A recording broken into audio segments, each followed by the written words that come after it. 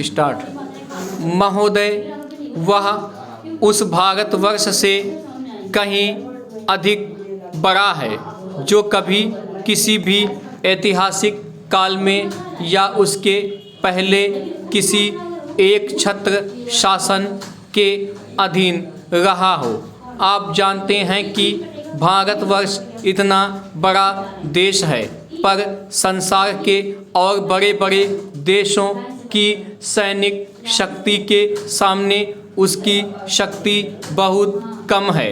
England, America और रूस की सैनिक शक्ति के सामने हमारी शक्ति बहुत कम है। ऐसी स्थिति में हमारे सामने प्रश्न यह है कि क्या हम किसी के सामने झुक जाएं, किसी के साथ मिल जाएं, या अपने को तटस्थ और स्वतंत्र रखें। किसी के साथ मिल जाने का अर्थ यह हो सकता है कि हमें उसके प्रभाव या उसकी शक्ति का लाभ मिले, परंतु उसका परिणाम भयंकर हो सकता है। यदि उन पर कभी संकट आया तो हम पर भी आएगा।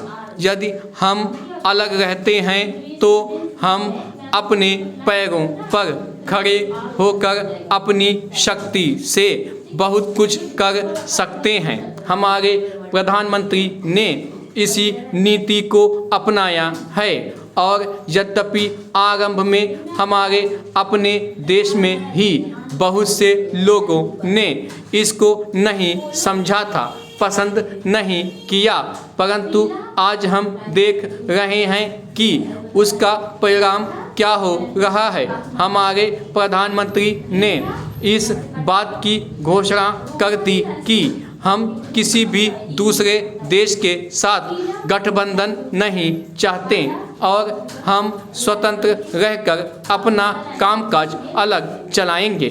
हमारे बहुतेरे लोगों ने यह समझा कि यदि हम किसी बलशाली देश से मिले तो और कुछ नहीं तो कम से कम आर्थिक सहायता तो मिलेगी। जो देश यह चाहते थे कि हम उनके साथ मिलें, उन्होंने तो बुरा माना ही।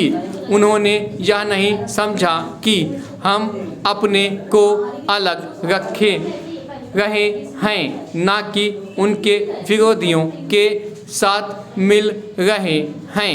जैसे जैसे समय बीतता गया, धीरे धीरे उन्होंने भी हमारी विदेशी नीति को समझा। आज संसार के लोग मानने लग गए हैं कि भारतवर्ष अपने दृष्टिकोण पर स्थित है।